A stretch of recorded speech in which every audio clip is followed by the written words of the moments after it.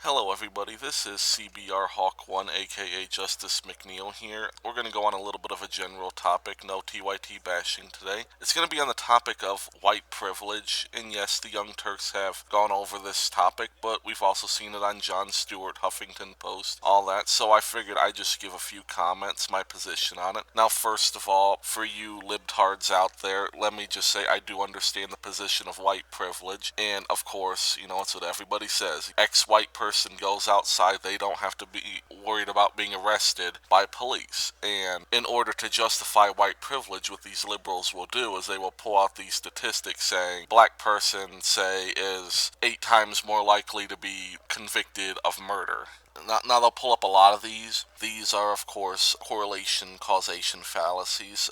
There are a lot more potential causes, but what causes this talk of white privilege is this. See, when a liberal does a story, mainstream media, MSNBC, the Young Turks, Huffington Post, AOL, any news blog liberal, they will start with the question, if this was a white guy, would he have to worry about being arrested for X crime? They always start with that, and when you start with a presupposition without any facts to back it up, all of your data collection and facts tend to surround that very thing. So what you're going to end up doing is conclusion, racism is a fact. Just essentially concluding that just because white on black crime, black victimization. There's a lot of other factors too.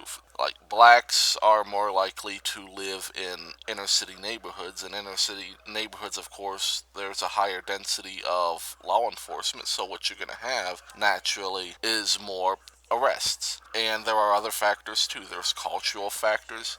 Just because whites and blacks are equal does not mean they are culturally equal. There are very fundamental cultural differences between blacks and whites. We got to get that out of the way. That's not racist to point out that people are different.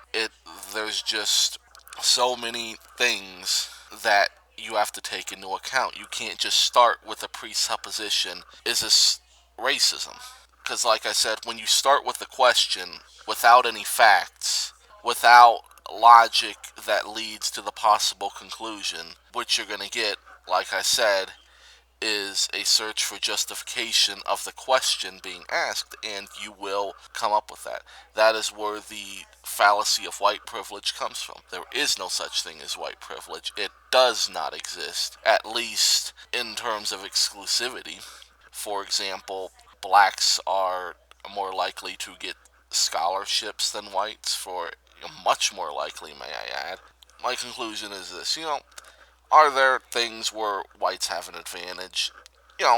Some, but there's things where every race, every culture, every walk of life are going to have advantages and disadvantages, and just pointing the finger at a single race is going to get us nowhere. In fact, it is going to take us backwards from the message of Martin Luther King's The Dream, which means pure equality. I don't think liberals seem to understand this, but Martin Luther King was a conservative. Martin Luther King wanted pure equality. What he meant by equality is not race baiting, not victimizing, not skewing things, not affirmative action, not what piece of the pie can I get. No. Equality means no focus on race. And when you ask the question, what you're doing is you're going completely against his message, everything that he worked for and died for, may I add. You are going against all of that. Anyhow, that is my opinion on this whole subject of white privilege. Thank you for listening. Like, comment, subscribe, and I will be out with another video.